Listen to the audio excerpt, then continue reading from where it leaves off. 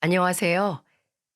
저는 인생의 가장 큰 위기에서 엄청난 일을 겪었던 사람입니다. 하늘이 무너져 내리는 슬픔 속에 빠진 사람들을 보면 사람이라면 대부분 많은 위로와 응원을 건네주기 마련인데요. 정말 충격적으로 그 아픔에 되려 소금을 뿌리는 인간 같지도 않은 인간도 존재하더라고요. 그게 얼마나 큰 충격이었는지 몰라요. 당시 저는 너무 놀라 목소리도 제대로 안 나왔지만 모든 사건들이 지나간 지금, 오히려 그때의 그 충격적인 사건은 조상신이 도와주신 위기 속의 기회였다는 걸 알게 되었어요. 오늘은 여러분들께 저의 기가 막힌 사연을 들려드리기 위해 글을 시작하게 되었습니다. 제 부족한 글 끝까지 들어주시면 감사하겠습니다. 저는 강릉에서 나고 자란 강릉 토박이에요. 저희 부모님과 일가 친척분들도 거의 다 그쪽에 거주하고 계시죠. 나중에 서울에 있는 대학에 가고 나서야 알았는데 어릴 적 저처럼 바다를 많이 보고 논 아이는 많지가 않았다더군요. 다들 부모님이 학원을 보내고 가외를 시키고 엄하셨다는 얘기를 듣고 놀랐어요. 저희 부모님은 전혀 그런 분들이 아니시거든요. 오히려 잘 놀아야 건강하게 큰다는 말을 자주 하셨죠. 저희 아빠는 택시 운전을 하셨는데 제가 어릴 때부터 지금까지 하고 계세요. 제가 아주 어렸을 적에는 사업을 하셨는데 그게 잘 풀리지 않았다고 해요. 저는 너무 어렸을 때라 지금은 기억이 나지 않지만 저랑 나이 차이가 좀 나는 오빠의 이야기를 들어보면 당시 저희 집이 조금 힘들어지기는 했었다고 합니다. 그래서 그때 이후로 저희 아빠는 운전대를 잡게 되었다고 하는데 제가 기억하고 있는 건 저희 아빠는 항상 밤 늦게까지 일을 하시고 오셔서 늘 평일 낮에는 주무셨다는 거예요. 그렇게 성실한 저희 아빠는 사업으로 생긴 빚을 일찍이 다 갚고 나서도 저희 두 남매를 키우기 위해 눈이 오나 비가 오나 쉬는 날 없이 운전대를 잡으셨답니다. 아빠가 그렇게 성실하게 일하셨기에 저희 엄마도 항상 아빠를 살뜰히 챙겨드렸어요. 집안에서 살림을 도맡아 하셨던 엄마는 미국 영화에 나오는 여자 히어로나 다름이 없는 분이셨죠. 어찌나 살림을 잘하셨는지 몰라요. 어릴 적에는 몰랐는데 성인이 된 후에 생각해 보니 엄마는 항상 아침마다 아빠와 오빠 그리고 제 도시락을 하루도 빠짐없이 챙겨주셨거든요. 특히 하루 종일 밖에서 일하는 아빠가 매일 사 먹는 밥을 먹으면 건강을 해친다며 건강하고 맛있는 도시락으로 꼼꼼히 신경을 써주셨죠. 그래서 저는 나중에 내가 시집갈 때가 되면 엄마한테 제대로 살림살이를 배워야지 하는 생각을 늘 하고 있었답니다. 하지만 저의 바람은 끝내 이룰 수가 없었어요. 정말 슬픈 이유 때문이었죠. 그 이유는 저희 엄마가 일찍 돌아가셨기 때문입니다. 저희 엄마는 제가 막 취직을 했던 25살 겨울에 육교를 건너시다가 빙판에 발을 잘못 디뎌 그만 사고로 하늘나라로 가셨거든요. 저는 육교에서 넘어지는 게 그렇게 무서운 일인지 몰랐는데 엄마가 나이도 있으시고 하필 굴러 떨어지시면서 머리를 부딪히신 게 큰 사고가 된 것이었죠. 한순간의 사고로 엄마를 잃게 된 저희 가족은 한동안 슬픔에서 헤어나올 수가 없었답니다. 특히 본가 집에 홀로 남게 되신 저희 아빠가 가장 많이 힘들어 하셨어요. 하지만 세월이 흐르며 저희 가족 모두 각자의 바쁜 생업을 이어가다 보니 점점 슬픔을 잊고 다시 일상을 이어나갈 수 있게 되었죠.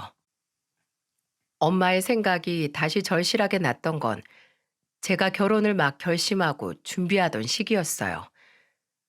저는 결혼할 사람을 친구의 주선으로 만나게 되었는데요. 친구가 소개시켜준 사람은 저와 나이 차이는 조금 있지만 그래도 젊은 마인드와 성실한 생활을 이어가는 사람이었기에 호감을 갖게 되었어요.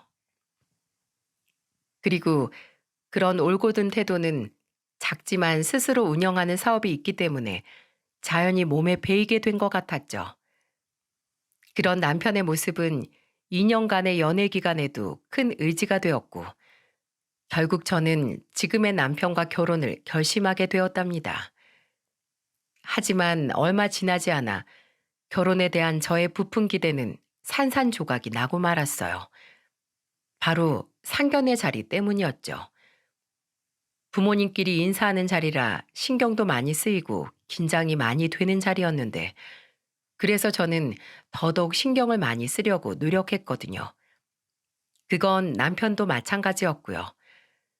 식당도 부모님들 입맛에 맞으시는 걸로 양쪽 부모님 취향도 고려하고 조용하게 대화를 나눌 수 있는 그런 곳으로 신중하게 골랐는데, 이런 저희의 노력이 무색하게 개념 없는 말과 무례한 태도로 그 자리를 거의 파토를 내버린 사람이 있었어요.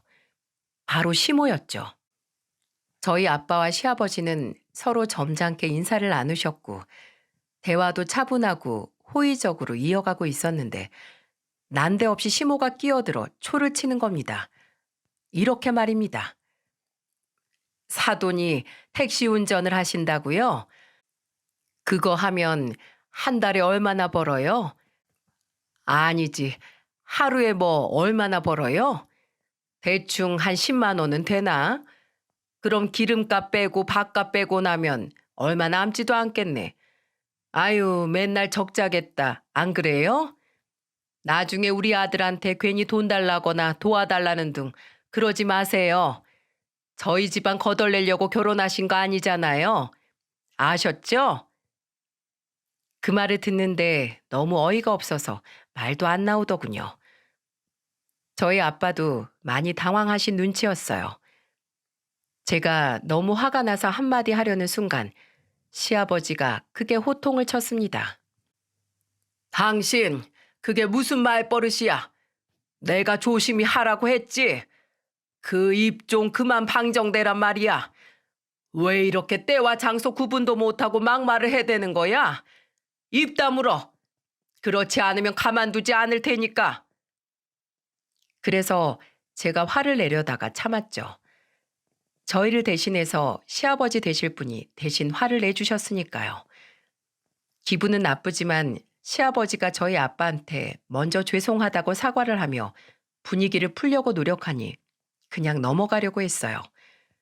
그런데 그 시모는 아직도 정신을 못 차리고 또 한 번 막말을 하는 겁니다. 아니, 애 장가 보내는데 장가 보낼 집이 어떤 상태인지 궁금해하는 거 당연한 거 아니야?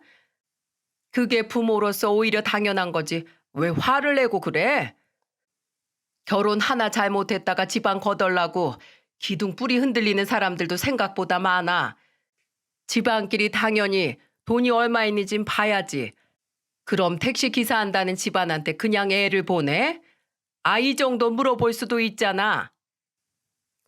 시모는 이렇게 또 한 번 막말을 하니 제 남편이 낮은 목소리로 시모에게 경고를 했죠.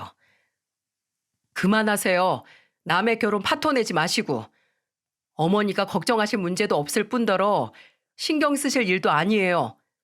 한 번만 더 이 자리에서 막말하시면 어머니야말로 다달이 카드값 말도 안 되게 나오는 거 다 끊어버릴 테니까 그런 줄 아세요.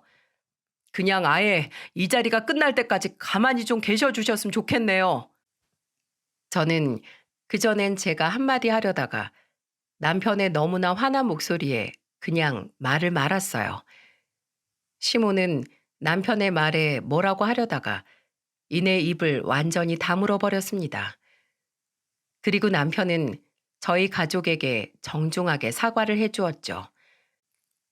시아버지와 남편이 그렇게 옆에서 말려줬지만 많이 당황스러웠던 저희 아빠는 결국 그날의 식사로 체하게 되어 그 다음 날까지 체증이 가시지 않아 많이 고생을 하셔야 했죠. 그리고 저도 상견례 자리 이후에 많은 고민을 하게 되었어요.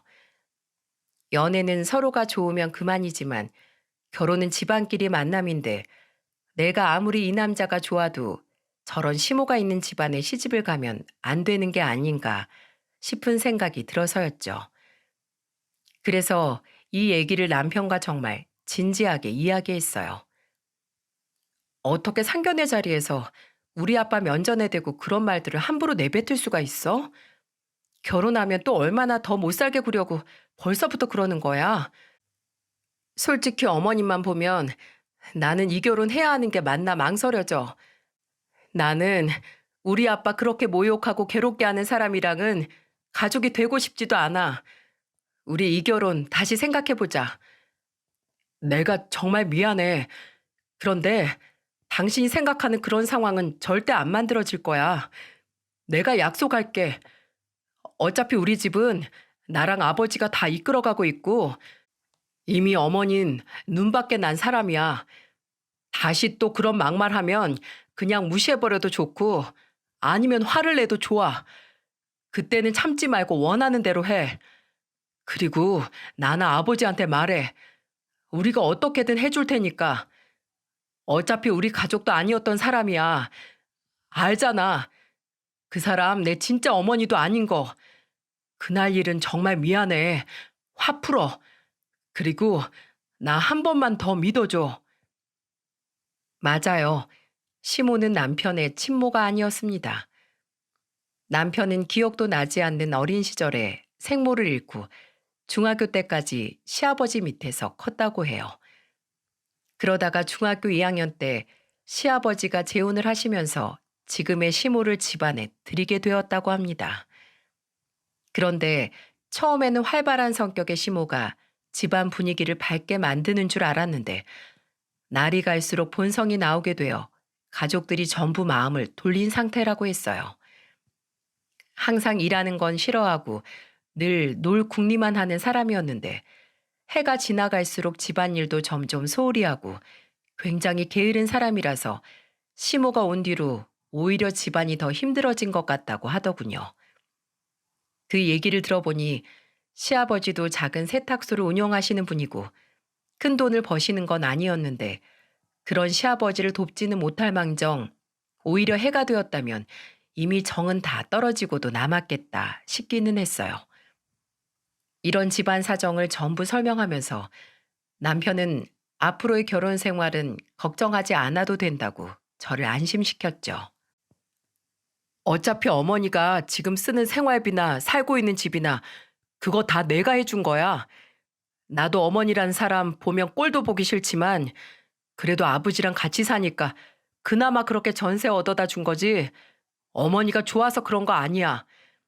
내가 사회생활 시작하자마자 날 ATM기 취급하던 사람이고 너 버릇 나빠지면 내가 카드를 뺏어버리던지 생활비를 끊어버리던지 할 거야.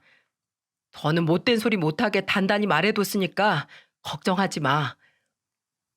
그 확고한 말을 들으니 남편에 대한 믿음이 생겨 파혼을 할까 싶었던 고민을 다시 접어두게 되었답니다.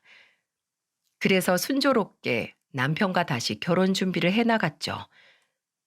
그렇게 준비를 하면서 저희 남편은 아빠랑 몇 번 더 만날 기회가 있었는데 그때마다 아주 예의를 차리고 성심껏 대해주었어요. 그래서 저도 아빠도 시간이 흐르면서 완전히 마음을 풀게 되었죠. 그리고 남편뿐만 아니라 시아버지가 저희 아빠랑 참 잘 맞으셨어요.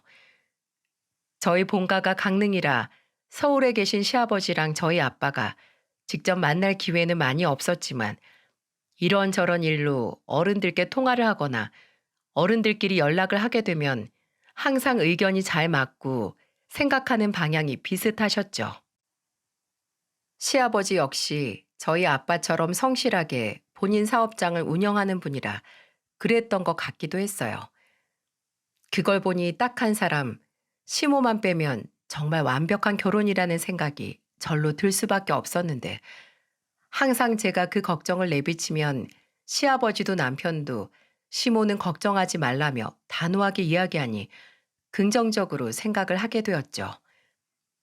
그렇게 시간이 흘러 어느덧 결혼식 날이 코앞에 다가오게 되었어요. 저희는 저희 쪽도 남편 쪽도 올라오시는 친척분들이 전부 집안 곳곳에서 오셔서 차라리 그냥 서울의 예식장을 잡았습니다. 대신 교통이 편리한 곳으로 잡았죠. 저희 아빠는 결혼식 날에 맞춰서 미리 관광버스를 대절해 놓았다고 하시더라고요. 가족 지인분들과 아예 다 같이 올라오셨다가 다 같이 내려가신다고요. 아빠는 결혼식 전날 낮에 전화를 하면서 걱정하지 말라며 이야기를 하셨답니다. 그리고 예식 끝나면 강릉으로 와서 아빠는 조금 더 뒤풀이를 할지도 몰라. 우리 딸이 이렇게 다 커서 시집을 간다니 집안 어른들도 너무 대견해 하시더구나. 아유, 정말 내일이네. 세상에 이런 날이 오다니. 아빠는 우리 딸이 언제 이렇게 다 커서 결혼을 한다니. 정말 아직도 이렇게 어린 딸 같은데 참 감개무량하기도 하고 네 엄마가 이 자리에 같이 있었으면 참 좋아했을 텐데 싶기도 하고 그러네. 내일 결혼식 준비 잘하고 너무 떨지 말고 아빠가 한 4시간 정도 먼저 도착할 거야. 그러니까 그때 보자. 알았지? 이제 시집가면 너 닮은 예쁜 아이들도 낳고 신랑이랑 예쁘게 잘 살고 알았지? 사위도 사람이 듬직하고 괜찮은 놈이니까 그래도 힘들게 하는 일 있으면 이 아빠한테 언제든 꼭 말하고 알았지? 알았어요, 아빠. 정말 고마워요. 아빠 말씀처럼 저희 정말 예쁘게 열심히 잘 살게요. 걱정하지 마세요. 내일 조심히 올라오시고요. 그리고 괜히 무리해서 오전에 일하고 오시거나 하지 말고 내일은 운전대 잡지 말아요. 괜히 오후에 피곤해지고 힘들어요. 알겠죠? 대저랑 관광버스 같이 타고 오시는 거 맞죠? 그래, 알았다, 알았어. 오늘도 일찍 끝내고 집에 가마. 안 그래도 내일 준비할 게 많아서 일찍 들어가려던 참이야. 걱정 말고 너는 네 걱정이나 해. 그리고 나서도 아빠는 한참이나 제 걱정을 해주셨는데요. 아빠의 이야기를 듣는데 저도 눈물이 나서 혼났어요. 그래서 알았다고만 대답을 하고 얼른 전화를 끊었죠. 그리고 그 다음날 저희는 정말로 결혼식을 치르게 되었어요. 막상 당일이 되니까 하루 종일 정신이 없더라고요. 아침 일찍부터 뭐가 그렇게 준비할 게 많은지 정신없이 일정을 소화하고 있는데 아빠가 전날 말해줬던 대로 이른 시간에 관광버스가 도착을 했더군요. 그런데 다른 분들은 다 계시는데 아빠만 없는 겁니다. 저는 버스를 타고 온 저희 친척 어르신께 물었어요. 저희 아빠는요? 같이 오신다고 했는데 어디 계세요? 어? 너 이야기 못 들었니? 네 아빠 어제 저녁에 갑자기 손님 콜 받고 나갔어.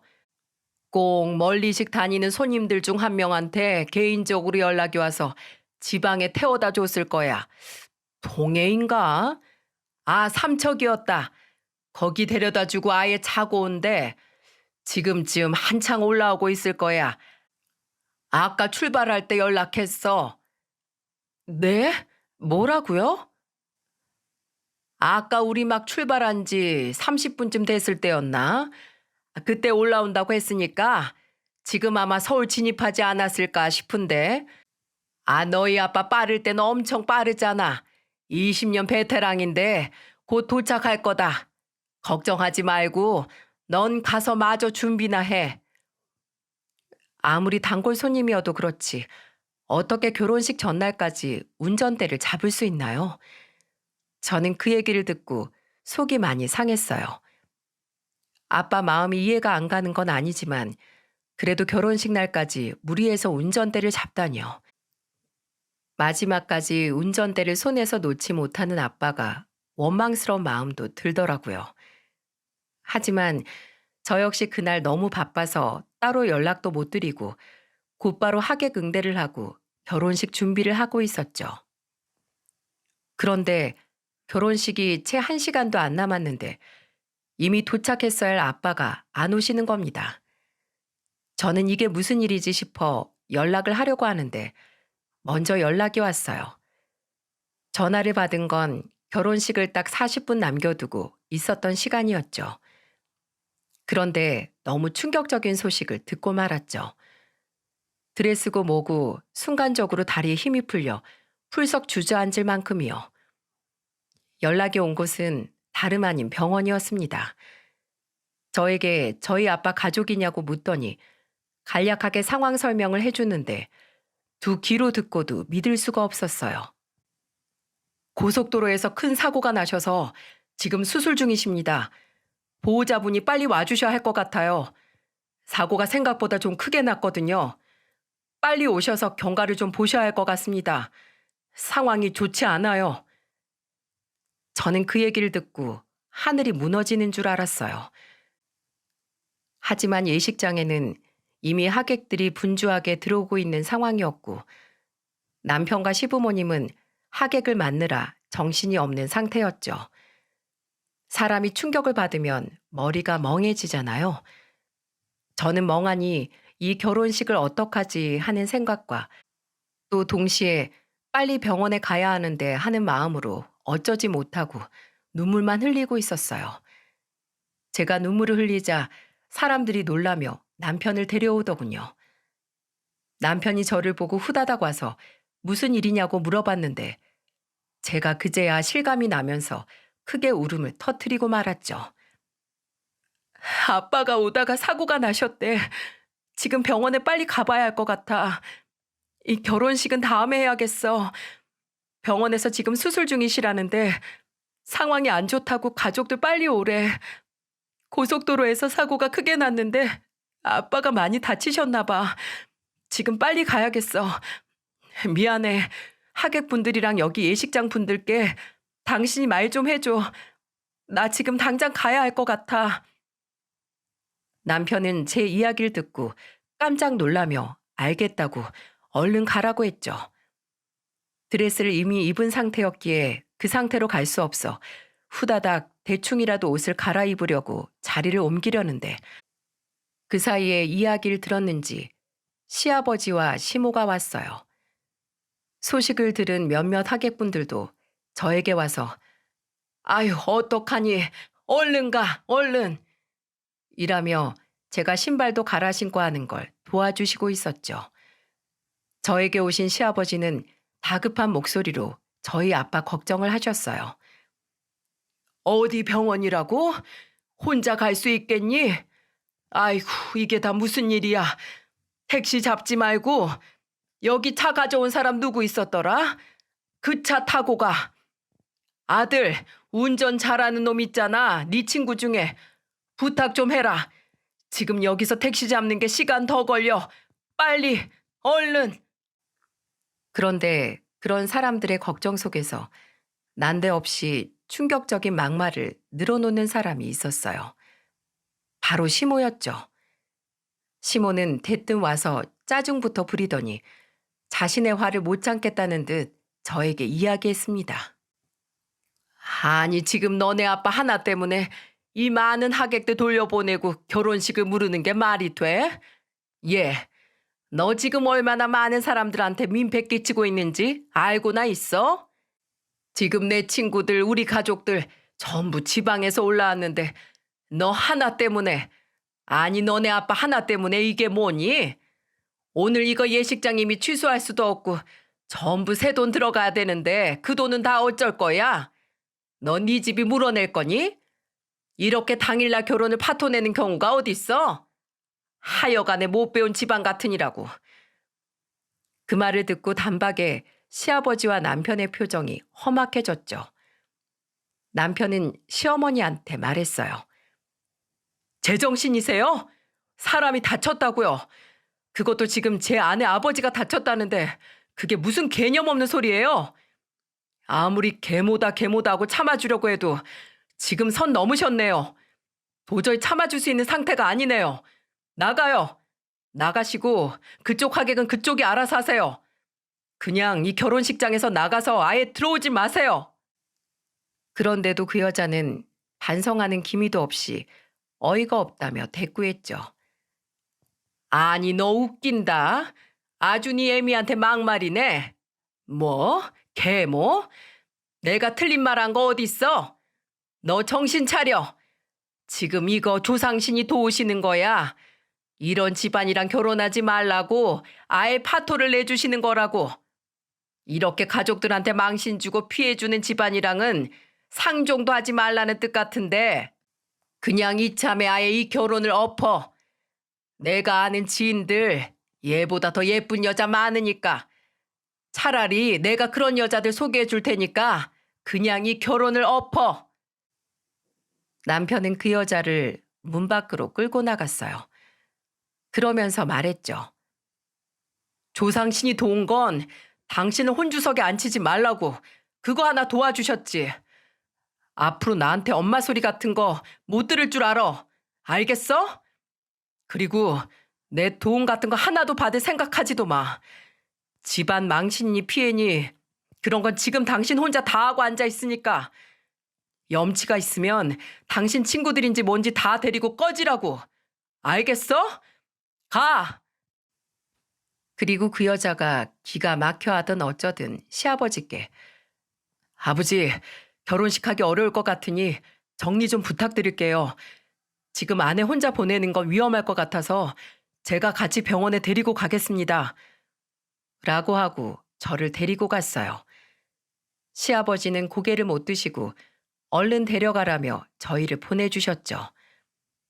그리고 시아버지의 배려와 빠른 판단으로 저희는 남편 친구의 도움을 받아 빠르게 병원에 도착할 수가 있었어요. 도착하니 아빠는 수술이 아직도 한창 진행 중이셨죠.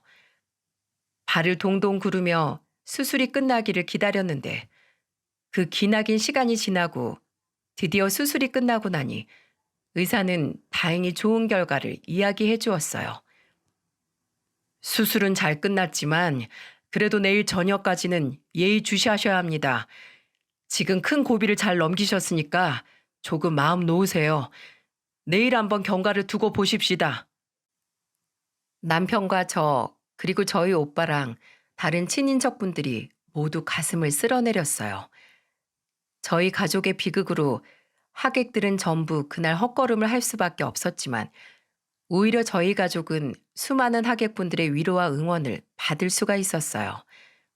단 한 분도 불평불만 없이 저희 아빠가 고비를 넘겼다는 소식을 듣고 함께 기뻐해 주셨죠. 아, 물론 시모와 그 지인들은 모르겠습니다. 그 여자는 아예 이 결혼식에서 철저히 외면당했거든요. 시모는 시아버지에게도 남편에게도 철저히 외면받았고 거의 결혼식장에서 쫓겨나다시피 했거든요. 나중에 들어보니 결혼식 하객들에게 진심으로 사과를 드리며 식장을 정리한 시아버지도 그 여자의 하객들은 크게 신경 쓰지도 않으셨다고 해요.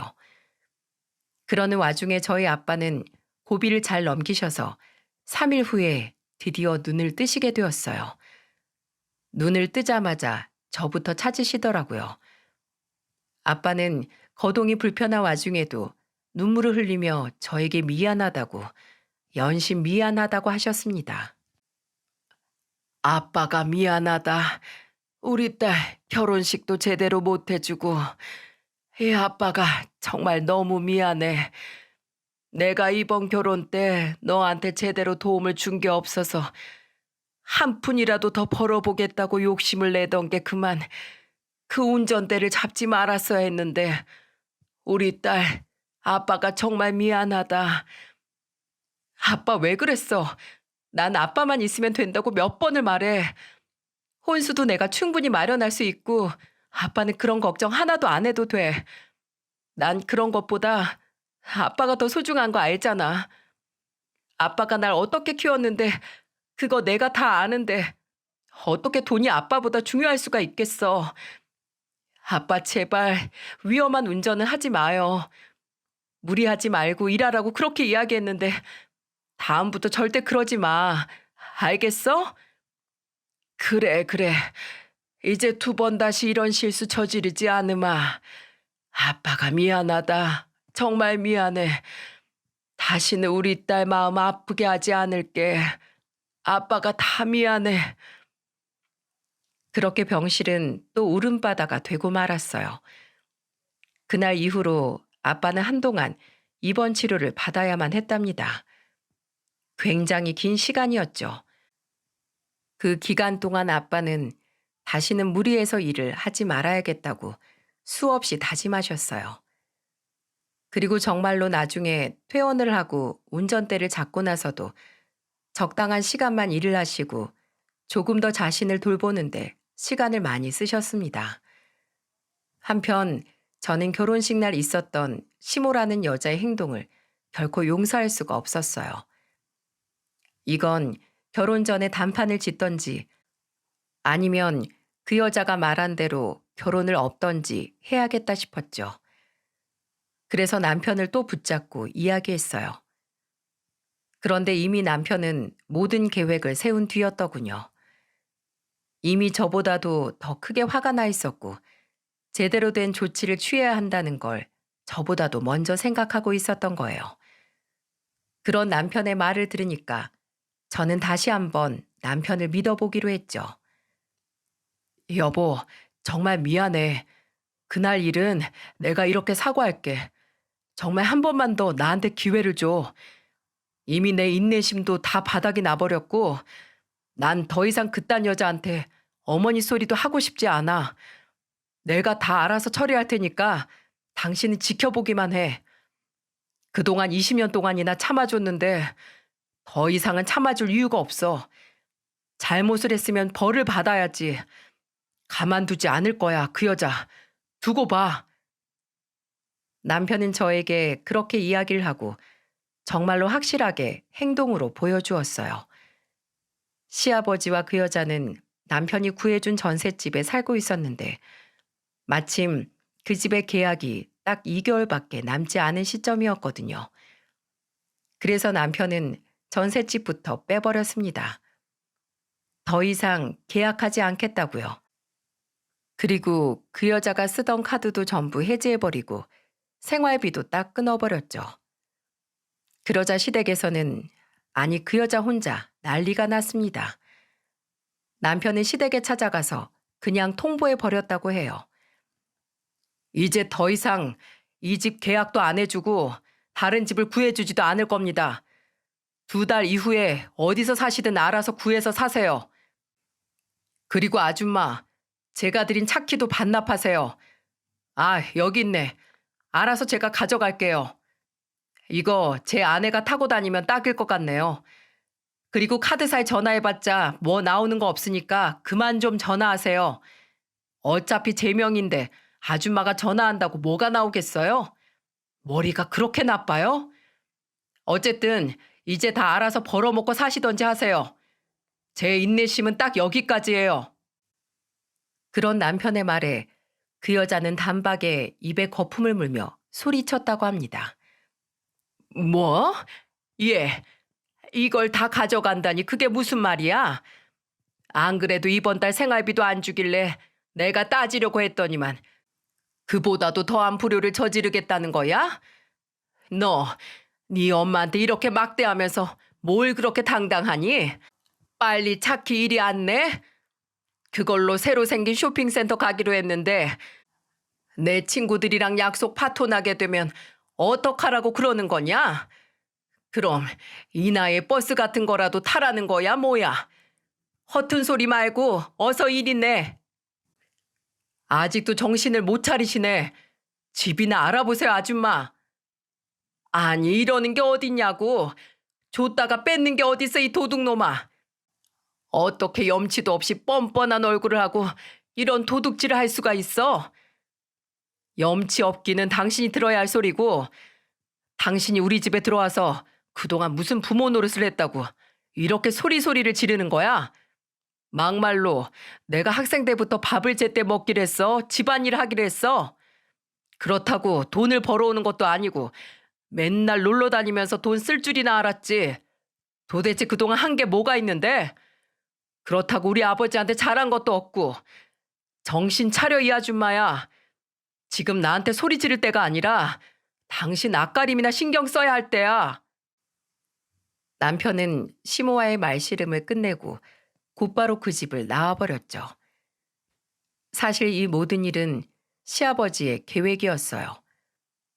결혼식이 파토나고 저희 아빠가 위급하셨을 그때 이미 이 모든 생각을 하셨다고 하더군요.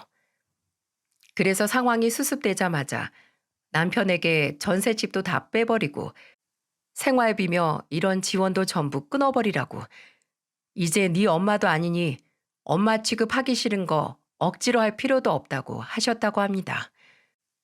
그날 결혼식장에서 보여준 그 여자의 끔찍하고 더러운 말과 태도로 인해 오만정이 전부 떨어져 버렸다고요.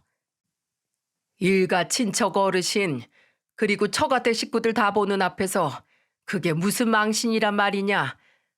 내가 사람을 잘못 들여도 한참 잘못 들였다. 그리고 너무 오래 참아줬어. 그 여자는 우리 집에 들어왔으면 안 되는 존재였는데 그냥 방치한다는 게 이 사달이 날 때까지 와버렸구나. 나도 이 상황이 정리되는 대로 바로 그 여자랑 이혼부터 할 테니까 너도 봐주는 거 없이 행동해라.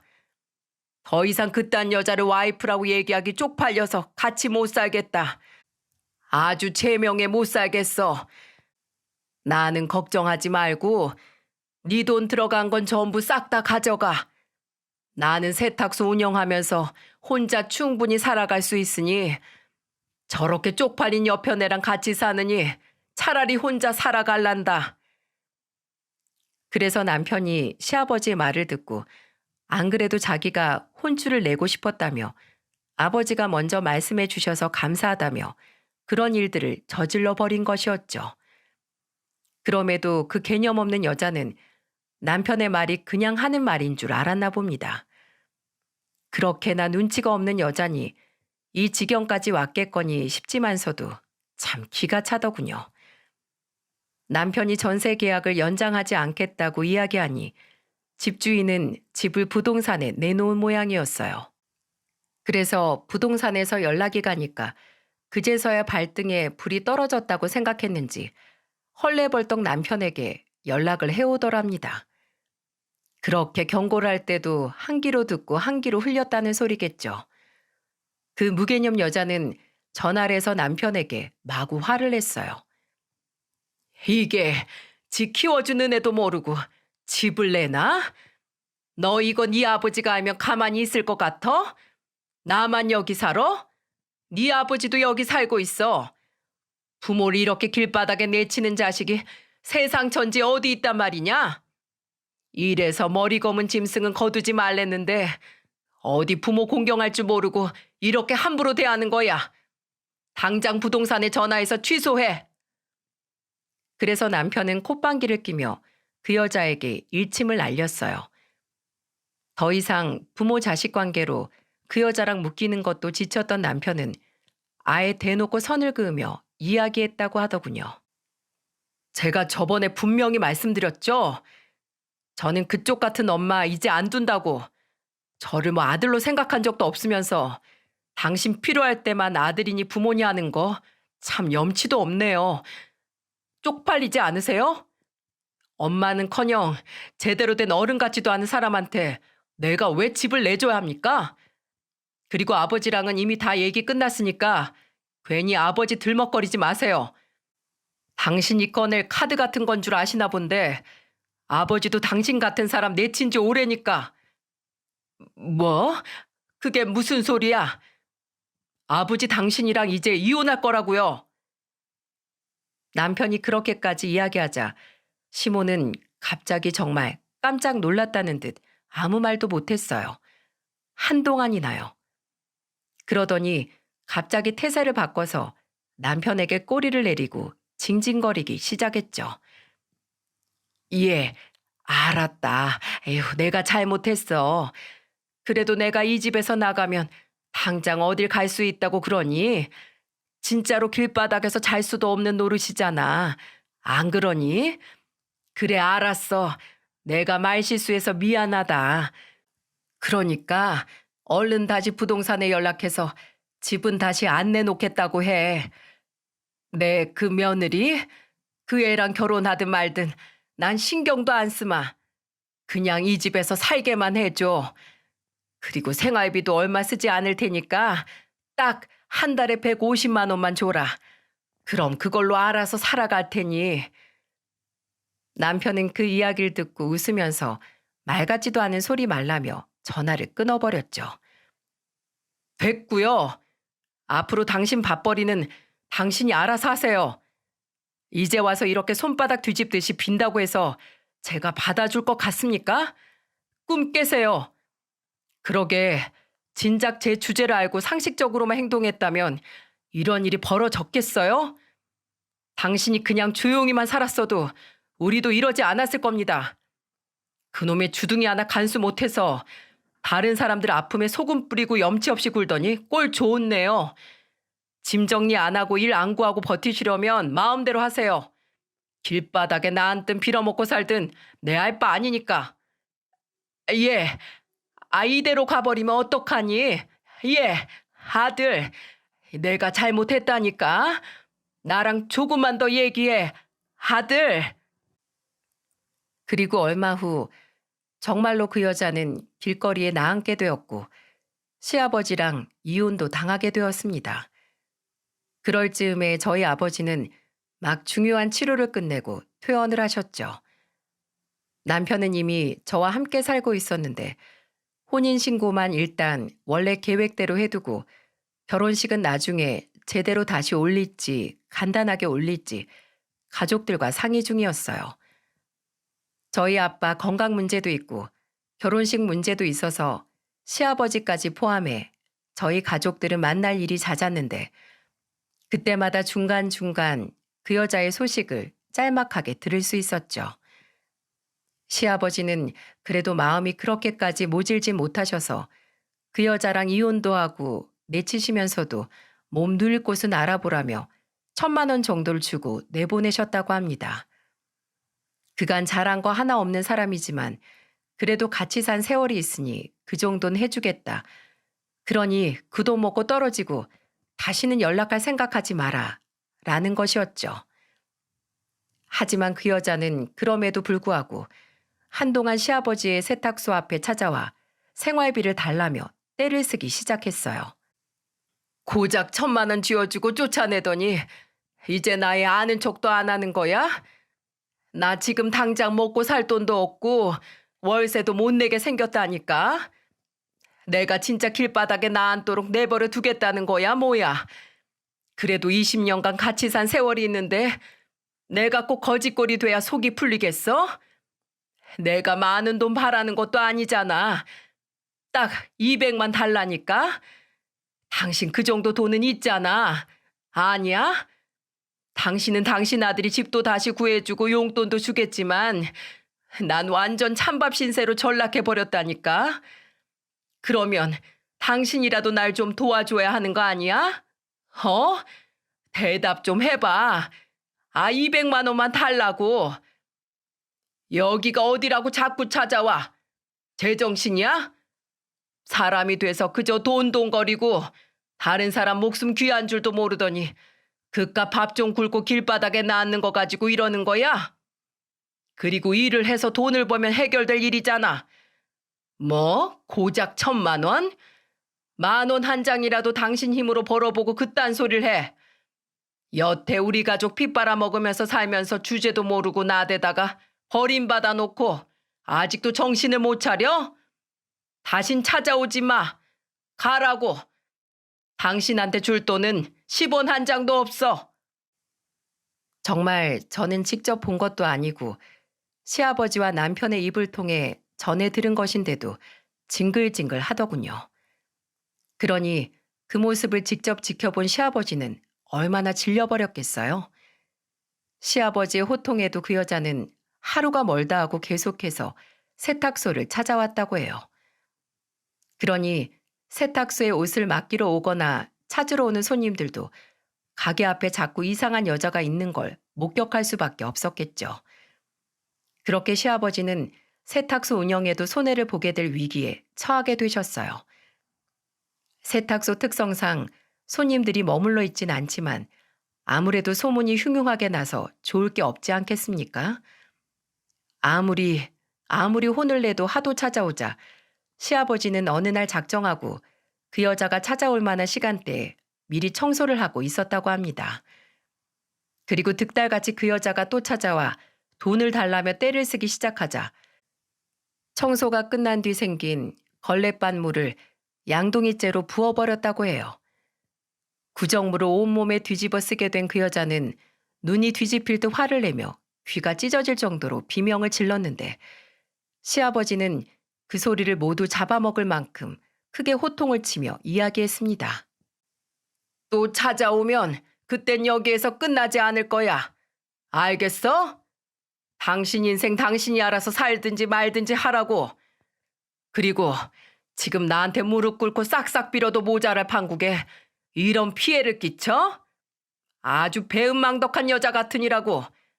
다음에 또 찾아오면 경찰 부를 테니까 그렇게 알아. 알겠어? 여기서 더 험한 꼴 나게 해줄 테니까 오려면 당신도 마음 단단히 각오하고 와야 할 거야. 내가 어쩌자고 너 같은 여자를 집안에 들였다가 진즉에 이렇게 내쫓았어 했는데. 가! 안 가? 가만히 있어보자. 쓰레기통도 가져다 놨어 했는데. 시아버지가 쓰레기통까지 그 여자에게 퍼부으려고 하자 그 여자는 그제서야 구정물을 잔뜩 뒤집어진 몰골로 헐레벌떡 자리를 피했다고 했어요. 그리고 다행히 그날 이후로는 시아버지 세탁소 앞에는 얼씬도 하지 않았다고 합니다. 하지만 시아버지는 혹시 모른다며 또 그 돈 잡아먹는 귀신 같은 여자가 시아버지를 혹은 남편을 귀찮게 할지 모른다면서 두 사람의 전화번호도 아예 바꿔버리셨어요. 그때 이후로 시아버지 안색은 날로 밝아지고 평온해지셨습니다. 남편은 시아버지가 운영하시는 세탁소와 가까운 곳에 작은 집을 하나 얻어들였고 시아버지는 그곳에서 홀로 지내시며 너무나 평화롭고 좋다고 하셨어요. 하루 종일 속 시끄럽게 굴거나 하루가 멀다 하고 돈 문제, 사람 문제로 속을 썩일 사람이 없으니 이제야 살 것 같다고요. 시아버지의 말을 들어보니 그 여자는 그간 오랜 세월 동안 그 입 하나 간수를 잘못해서 여기저기 문제를 일으키고 다니는 사고뭉치였더군요. 사람의 본성은 아무리 주변 사람이 혼을 내고 고치려고 해도 참 변하지가 않나 봐요. 그렇게 듣게 된 그 여자의 소식은 처참하기 짝이 없었죠. 반지하 월세방을 전전하며 월세도 내지 못해 쫓겨날 위기에 처했다는 소식을 마지막으로 들었던 것 같아요. 악으로 모인 살림은 악으로 망한다더니 그 꼴이 딱 들어맞았네요. 시아버지와 남편의 말로는 그동안 그 집에 살면서 맨날 돈을 쓰고 다니고 친구들이랑 놀러 다니느라 집에 들어오는 날도 손에 꼽았다고 하더군요. 그러면서 남편은 결국 그 여자는 제 손으로 자기 팔자를 점점 더 힘들게만 만들 것이라고 장담을 했어요. 그 여자의 게으른 천성이 하루 이틀 만에 바뀔 리가 없다면서요. 정말로 남편의 말은 딱 맞더라고요. 남편이 호언장담했던 말을 저는 그냥 흘려들었는데 그 말이 그대로 실현되었다는 걸 나중에 아주 우연한 기회에 알게 되었답니다. 시아버지와 그 여자가 이혼을 한 지 약 7개월쯤 지났을 때였던 것 같아요. 저는 그날 외출할 일이 있어서 남편과 복잡한 시내를 다녀오는 길이었는데 공원 옆에서 그 여자를 발견했어요. 거긴 노숙자들에게 무료로 밥을 나눠주는 무료 급식소였죠. 그 여자는 머리는 산발에 대체 얼마나 씻지 않은 건지 얼굴이며 온몸에 더러운 때국물을 뒤집어 쓰고 있는 모양새였어요. 그걸 보니 참 처참하기 짝이 없더라고요. 남편도 제 시선을 따라가 그 여자를 봤는데 아무런 감정도 없는 표정으로 하던 얘기를 마저 하며 지나갔어요. 저 역시 더 이상 그쪽으로는 눈도 돌리지 않고 모른 채 하고 지나갔죠. 저희 아빠에게 돈이며 재산 운운하며 제 주제도 모르고 까불던 여자가 저렇게 되니 통쾌하기도 했지만 어딘지 모르게 씁쓸한 감정도 같이 들더라고요.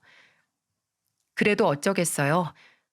똥이 무서워서 피하는 것도 아니고 저도 같이 더러운 꼴 보지 않으려면 결혼 전에 이렇게 빨리 정리가 된 게 다행이었죠. 요즘 저희 집은 평화 그 자체랍니다. 아빠는 몸이 많이 좋아지셔서 오후에 조금씩 다시 일을 시작하셨어요. 남편이 돈을 좀 벌기도 하고 염치도 없이 돈을 빼먹고 살던 악덕한 여자가 없어졌으니 오히려 그 돈으로 저희 아빠를 잘 모셔주고 있죠. 그래서 아빠는 꾸준히 재활 치료도 하고 일도 적당히 하며 살고 계십니다. 시아버지 역시 변함없이 성실하게 일을 하시고 간혹 일 2주에 한 번씩 퇴근 후에 저희 집에 오셔서 저녁도 드시고 반주도 걸치고 들어가고 계시죠. 저희 부부는 내년 초쯤에 엄마 아빠가 될 예정입니다. 이렇게 평화로워진 집에 우리 아기가 살게 되어서 얼마나 다행인지 모른답니다. 앞으로 저희 가족에게 찾아올 더 큰 기쁨이 벌써부터 기대가 되고 설레네요. 지금까지 저희 가족이 겪은 이 기막힌 사연을 읽어주셔서 감사해요. 이제 부모가 되는 저희 부부를 여러분들이 응원해 주세요. 저희도 여러분의 가정이 항상 평화롭고 행복하길 응원하겠습니다. 감사합니다.